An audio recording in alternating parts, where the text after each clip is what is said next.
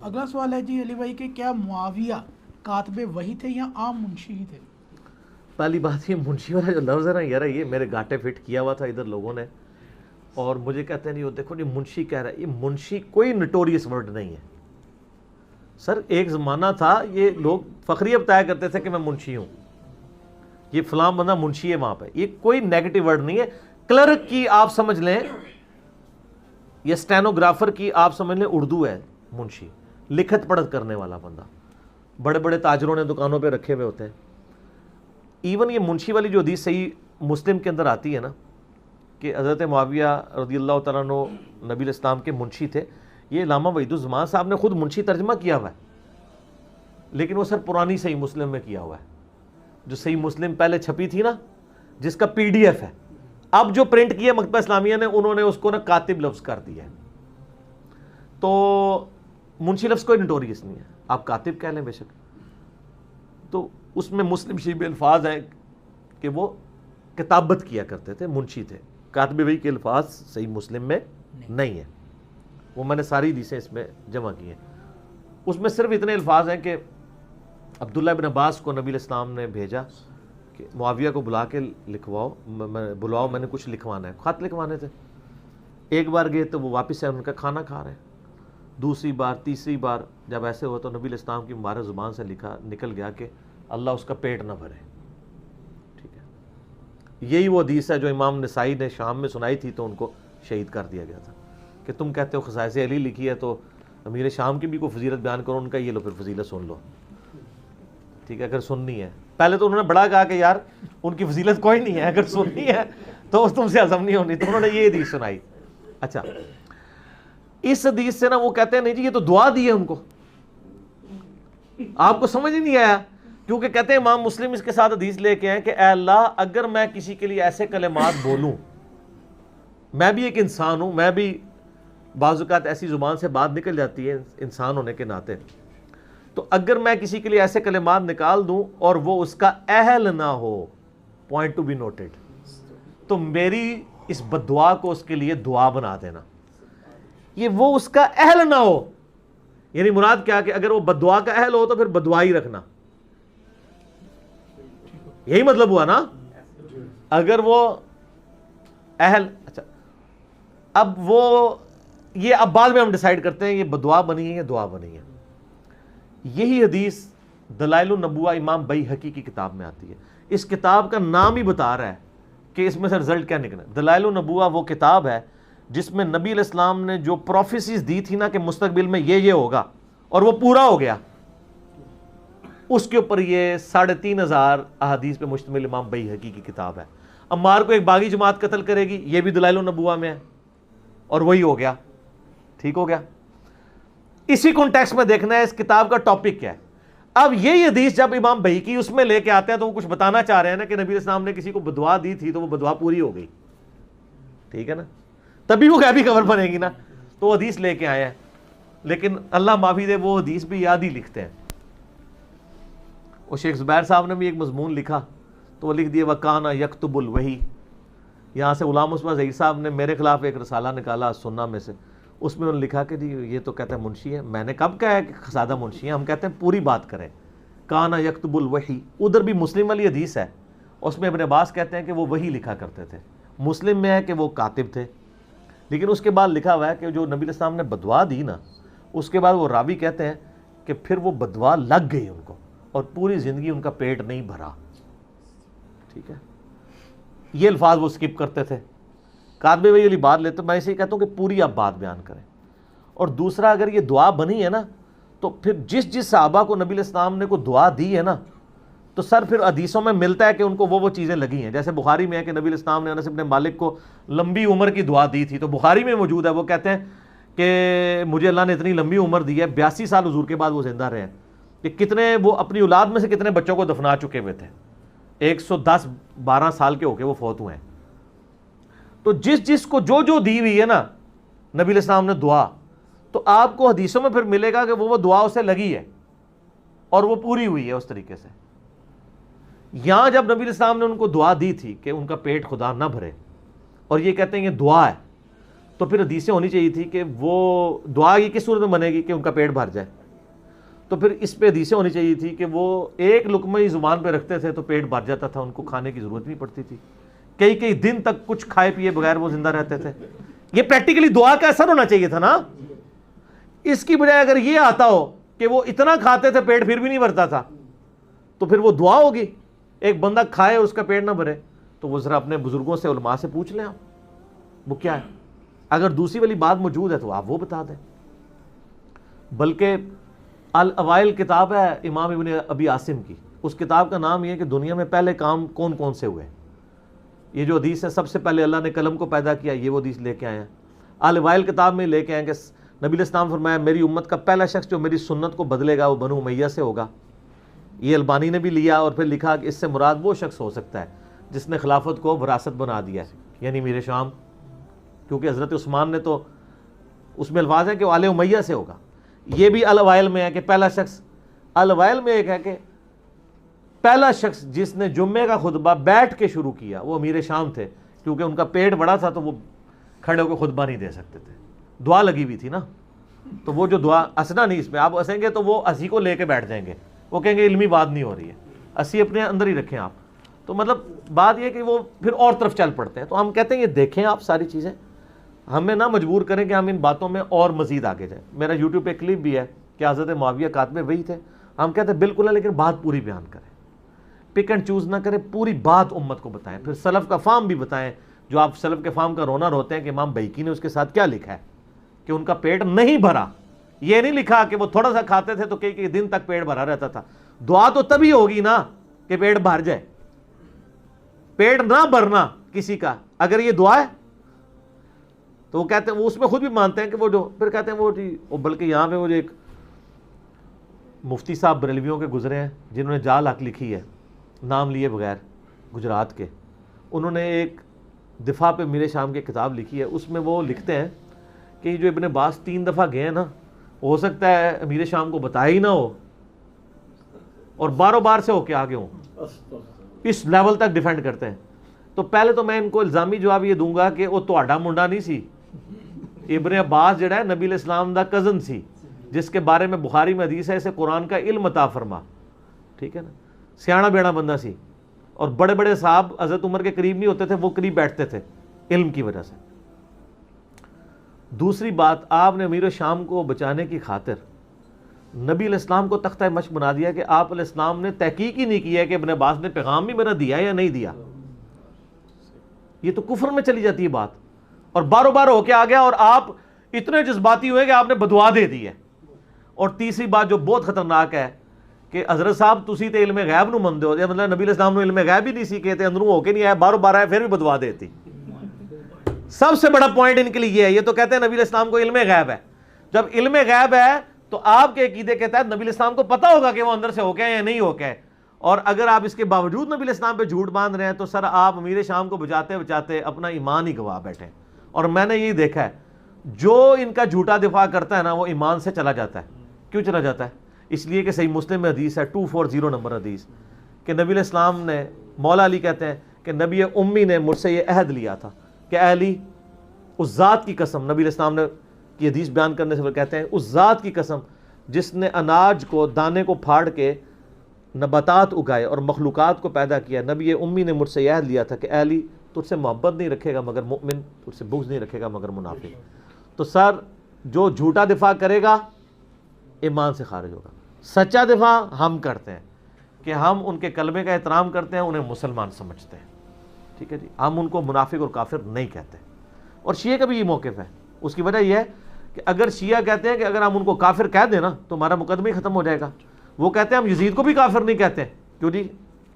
اسی طرح نا شیعہ کے ہاں وہ کہتے ہیں اگر ہم کہتے ہیں کافروں نے مارا تو ہمارا تو رونا پیٹنا ہی بند ہو جائے گا, کیونکہ ہمارا تو غم ہی یہی ہے کہ مسلمانوں نے مارا ہے, ٹھیک ہے نا جی. باقی قانونی مسلمان, حقیقی مسلمان, اس کا فیصلہ اللہ کے پاس رہنے دیں. کوئی فیصلہ نہ کریں آپ اس طرح کا کہ جس کی وجہ سے آپ کے لیے مصیبت کھڑی ہو جائے. صحابہ کو برا نہ کہو, حدیث نبوی ہے. کیا کسی حدیث میں ہے کہ میرے صحابہ کی غلطیاں نہ بیان کرو جو قرآن مجید میں بھی موجود ہیں؟ کوئی ایسی حدیث نہیں ہے جس میں یہ آیا ہو. یہ حدیث ٹھیک ہے یہ, لیکن اس حدیث کے ساتھ بھی خیانت کی ہے ہمارے علماء نے. یہ حدیث پوری بیان ہی نہیں کی انہوں نے. یہ حدیث جو ہے نا پوری وہ صحیح مسلم میں ہے، ویسے تو بخاری میں بھی ہے، مسلم میں اس کا نمبر ہے 6488 کہ نبی صلی اللہ علیہ وآلہ وسلم کے دو ساتھی تھے، حضرت عبد الرحمن بن عوف اور خالد بن ولید، ان کے درمیان جھگڑا ہوا، اور اس جھگڑے میں نا حضرت خالد بن ولید نے جذباتی ہو کے حضرت عبد الرحمن بن عوف کو گالیاں دے دی۔ اب یہ جھگڑا ہوا کس وجہ سے تھا؟ یہ اشارتاً حافظ ابن کثیر نے نا سورۃ الحدید کی تفسیر کے اندر نقل کیا ہے کہ یہ ہوا کیا تھا جھگڑا۔ وہ بخاری میں بھی کچھ حصہ موجود ہے۔ آپ کو پتہ ہے بخاری میں ایک حدیث ہے کہ حضرت خالد بن ولید کو نبی علیہ السلام نے اپنے مبارک زمانے میں ایک مہم پر روانہ کیا کسی قبیلے کی طرف۔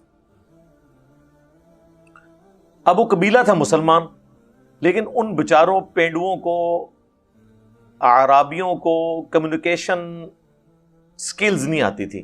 جب مسلمان وہاں پہنچے نا تو انہوں نے کہا کہ ہم اپنے دین سے پھر گئے، ہم اپنے دین سے پھر گئے، یعنی جس دین پہ ہم پہلے تھے ہم نے اسلام قبول کیا۔ ان کو اسلمنا یہ ٹرمنالوجی نہیں پتا تھی۔ حضرت خالد بن ولید نے اس سے یہ کنکلوڈ کیا کہ انہوں نے یہ اعلان کیا کہ ہم نے اسلام چھوڑ دیا۔ اتنا تو بیوقوف کوئی نہیں ہوتا کہ سامنے آ کے مسلمانوں کے جی اسی اسلام چھاڑ دیتا، وہ بھی قبائلی دور میں۔ باقی صحابہ نے کہا کہ ان سے ڈسکشن کرتے ہیں۔ حضرت خالد نے ان کو قتل کرنا شروع کیا اور باقی صحابہ نے مخالفت کی اور ساتھی ڈیوائیڈ کی، ان کو یہ قتل کریں گے، ان کو یہ کریں گے۔ باقی صحابہ نے کسی کو قتل نہیں کیا جو ان کے ساتھی، ہم کیا حضور سے فیصلہ کرائیں گے۔ جب حضور علیہ السلام کے پاس پہنچے تو نبی علیہ السلام نے 2 دفعہ کہا اے اللہ خالد کے اس عمل سے میں بری ہوں، جو کچھ اس نے کیا میری کوئی ذمہ داری نہیں ہے۔ ایکسٹرا جوڈیشل کلنگ کر دی۔ اس موقع پہ حافظ ابن کثیر کہتے ہیں کہ حضرت عبد الرحمن بن عوف اور حضرت خالد بن ولید کے درمیان لڑائی ہو گئی تھی کہ یہ تم کیا کر رہے ہو، اور ظاہر ہے کہ غلط کیا تھا۔ اس میں خالد بن ولید نے گالیاں دے دی، صحیح مسلم کے الفاظ ہیں۔ نبی علیہ السلام کو جب شکایت ملی تو آپ نے فرمایا، حضرت خالد کو کہا تم میرے صحابہ کو برا مت کہو، ان کو گالی مت دو، اب تم میں سے کوئی احد پہاڑ کے برابر سونا بھی خیرات کر دے تو میرے صحابہ نے جو 1 مد 600 گرام یا آدھا کلو گندم خیرات کی تھی اس کے آدھے کو بھی نہیں پہنچ سکتا۔ یعنی 1 پاؤ گندم اگر عبد الرحمن بن عوف نے اس زمانے میں خیرات کی تو خالد تو احد پہاڑ جو کئی کلومیٹرز میں پھیلا ہوا ہے اس کے برابر سونا بھی اللہ کی راہ میں خرچ کر دینا، تو میرے عبد الرحمن بن عوف کے برابر نہیں ہو سکتا۔ حالانکہ خالد ابن ولید فتح مکہ سے پہلے مسلمان ہوئے ہیں، لیکن صلح حدیبیہ کے بعد ہوئے ہیں، اور صلح حدیبیہ کے بعد حضور کا گراف اوپر ہی گیا ہے حکومت کے اعتبار سے بھی۔ کیوں؟ مسلمانوں کو پاور تسلیم کر لیا مشرکین عرب نے۔ اسی لیے اللہ نے قرآن میں آیت نازل کی انا فتحنا لک فتحا مبینا، بے شک ہم نے آپ کو روشن فتح عطا فرمائی ہے، اور وہ فتح ثابت ہوئی، صلح حدیبیہ کو فتح کہا گیا۔ تو اس موقع پہ پھر آپ نے فرمایا کہ میرے صحابہ کو برا مت کہو۔ بخاری میں صرف اتنا ہی حصہ ہے میرے صحابہ کو برا مت کہو، لیکن اس کی تفصیل مسلم شریف میں ہے، جس طرح قرآن کی بعض چیزوں کی تفصیلات بخاری مسلم میں آئی ہیں۔ تو یہ پوری حدیث بھی بیان نہیں کر سکتے، کیوں؟ بھئی جس حدیث میں یہ آئے گا کہ ایک بعد والے صحابی نے سینئر صحابی کو گالی دی تو نبی علیہ السلام نے کہا کہ تو میرے صحابہ کو گالی دے رہے ہیں، تو پھر تو لوگ پوچھیں گے کہ بنو امیہ پھر کس کھاتے میں حضرت علی کو گالیاں دیتے رہے ہیں؟ یہاں تو پھر بھی چلو کوئی لیول تھا، ان کا تو لیول کوئی نہیں ہے۔ تو فتح مکہ کے بعد طلقاء ہیں جن کے سامنے آپشن رکھی گئی، سورہ توبہ میں آیا کہ 4 مہینے کا ٹائم ہے، قتل کیے جاؤ گے جہاں بھی پائے جاؤ گے، یا اسلام قبول کرو یا جزیرہ نما عرب چھوڑ کے چلے جاؤ، کیونکہ اللہ کا عذاب تم پہ آئے گا۔ ظاہر نبیوں کے انکار کرنے پہ اللہ کا عذاب تو آتا تھا نا، یہاں تو اللہ نے 22 سال کی ڈھیل دی، اینڈ پہ ہی اس وقت پھر لوگوں نے اسلام قبول کیا، بعد میں اللہ تعالیٰ نے ان کو اسلام پہ استقامت بھی دی الحمدللہ۔ کچھ لوگ بعد میں مرتد بھی ہوئے، صحیح بخاری میں آتے ہیں حضرت ابوبکر کے دور میں، جہاں حضرت ابوبکر کو پھر ان کے خلاف ایز اے لاسٹ ریزارٹ قتال بھی کرنا پڑا۔ تو یہ بڑا کریٹیکل ایشو ہے، یہ حدیثیں بھی پوری نہیں بیان کر سکتے میرے صحابہ کو گالی مت دو، کیونکہ اس کے ساتھ ان کے معاملات جڑے ہیں۔ اور یہی سب کا لفظ جب حضرت علی کے بارے میں آتا ہے تو وہ کہتے ہیں نہیں جی یہاں تنقید مراد ہے. تنقید چھوڑ دیں سر, صحیح مسلم میں 6229 نمبر حدیث میں موجود ہے, لعن اللہ ابو تراب, اللہ کی لعنت ہو ابو تراب علی ابن ابی طالب پر, نعوذ باللہ. لعنت کا لفظ موجود ہے تو سب کا ترجمہ تنقید آپ کہاں سے کر رہے ہیں؟ باقی میری کئی ایک ویڈیوز سب و شتم کے حوالے سے ریکارڈڈ موجود ہیں.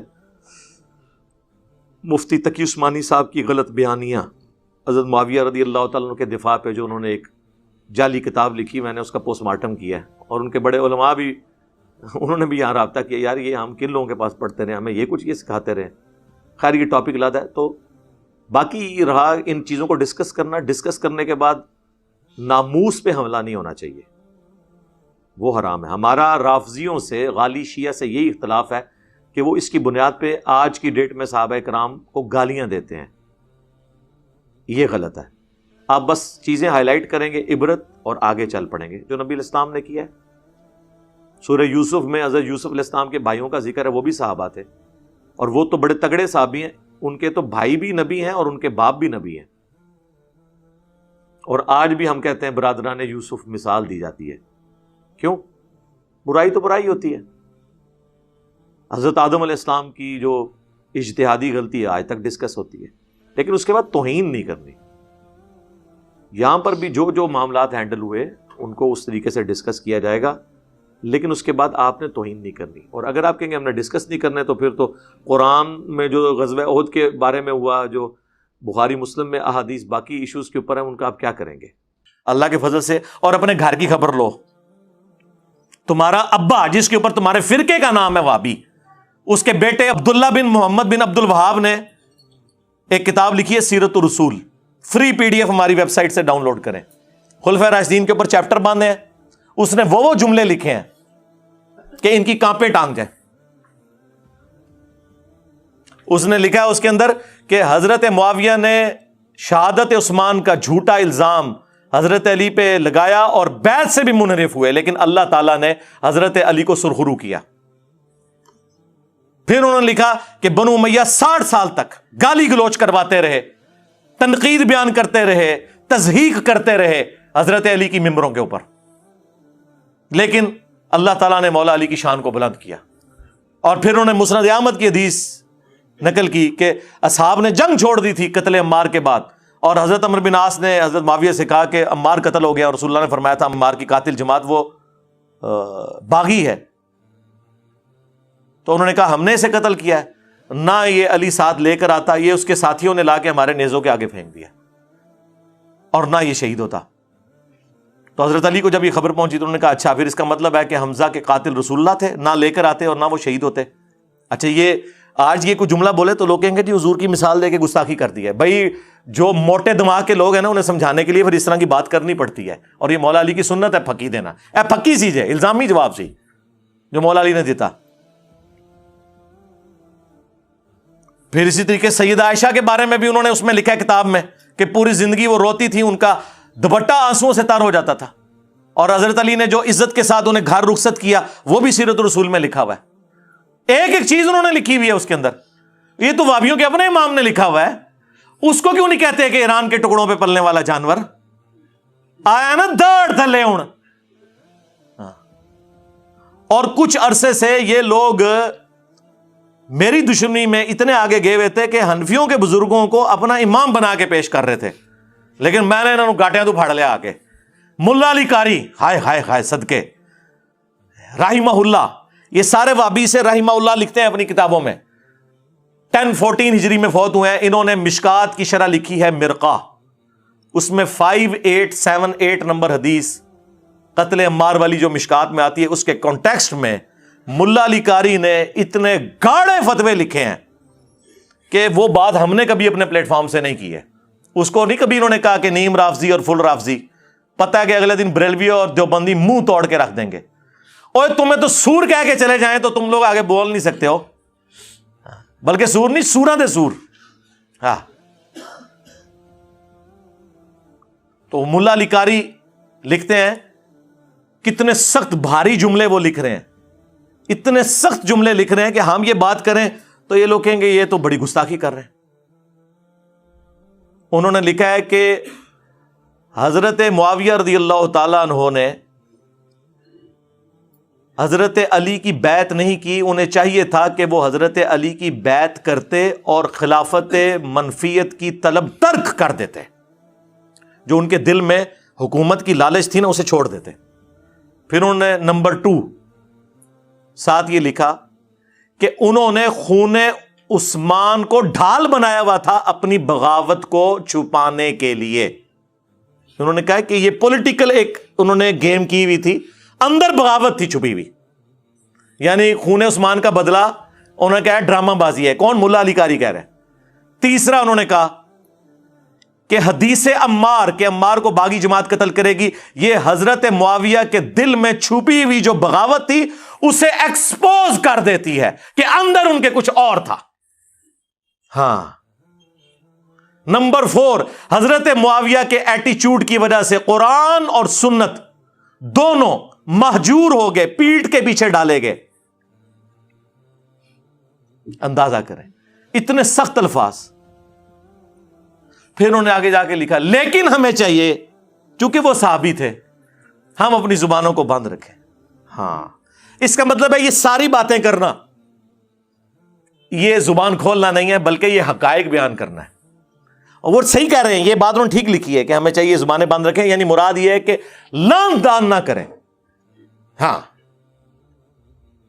لعنت نہ بھیجیں, مانے کہ سب کچھ کیا ہے.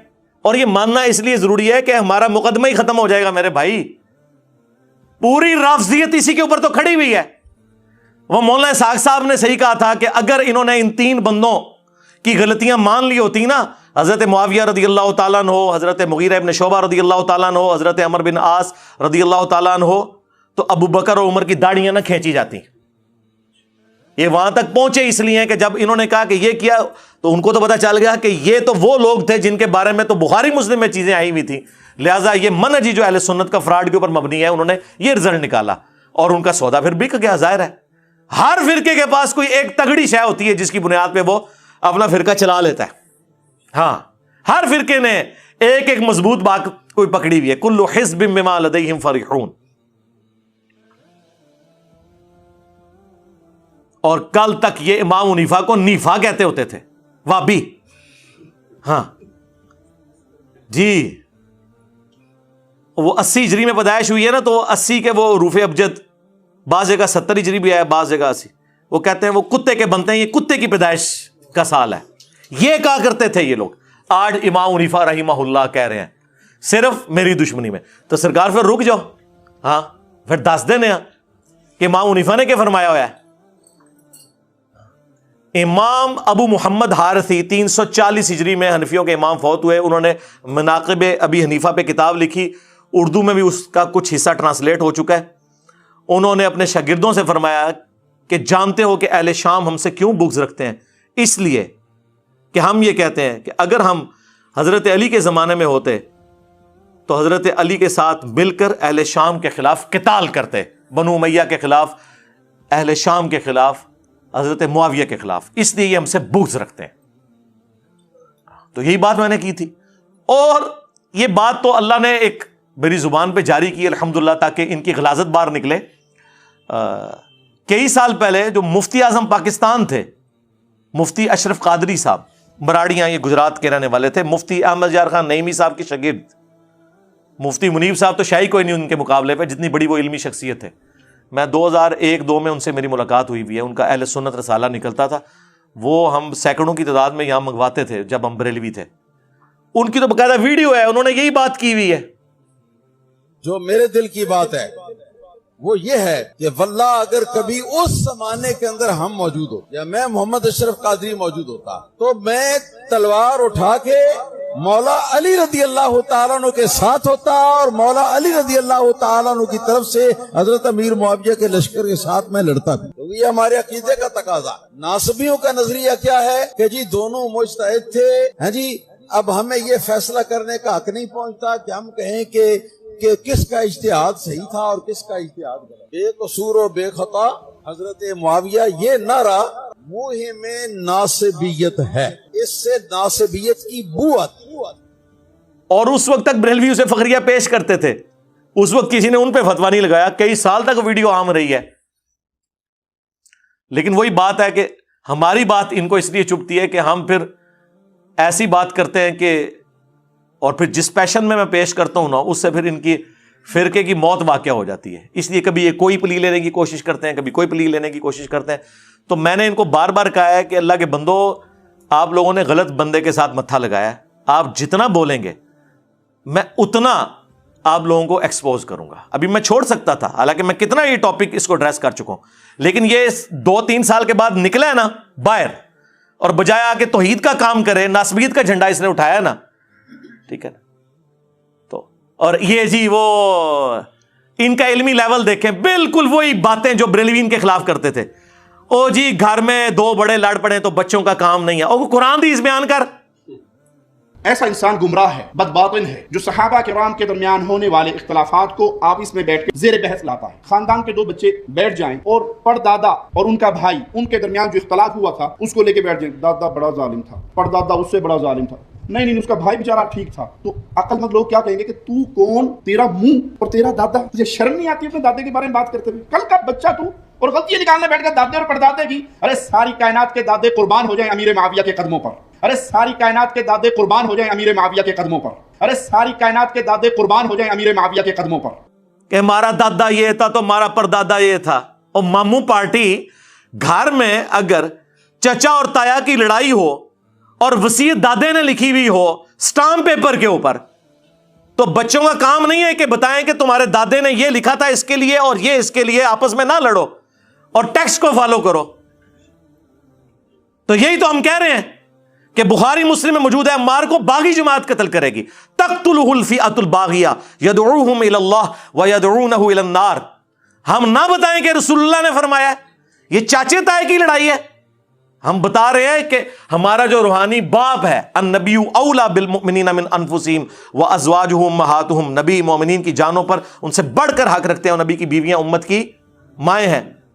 انہوں نے ہمیں بتایا ہے کہ ان دونوں میں سے کون غلط پارٹی ہوگی. بخاری مسلم میں درجنوں حدیث ہے کہ خوارج کو قتل کرنے والے مخلوق کے بہترین لوگ ہوں گے. حضرت علی کی پارٹی تھی. تینوں جنگوں کے بارے میں, جمل, صفین, نہروان, دیکھ لیں میں نے حدیثیں بتا دی. اور مصنف ابن ابی شیبہ میں باقاعدہ پورا چیپٹر ہے, 187 احادیث اور آثار ہیں, پڑھیں, خود پڑھ کے دیکھ لو, اردو میں ترجمہ ہو چکا ہے. جی مودودی کو خیال آیا خلافت و ملوکیت لکھنے کا, اور خیال آ گیا اس کو پمفلٹ لکھنے کا. حافظ صاحب جو اس نے بروشر جمع کیا ہے بخاری مسلم کی روایتوں کا کریکٹ نمبر دیتا ہے, کیا وہ احادیث صحیح ہے؟ میں نے کہا بالکل صحیح ہے. اگر کوئی بندہ اپنی سوچ پر قرآن کی آیات جمع کر دے گا تو وہ اسلام سے کفر بن جائے گا. مرزا محمد علی جیلمی نے 72 احادیث کو جمع کیا ہے اپنی سوچ کے ساتھ. اسلام کی 15ویں یہ صدی ہے, 15 صدیوں میں کسی بھی عالم نے, امام نے, محدث نے اس مواد کو جمع نہیں کیا جو اس نے کیا.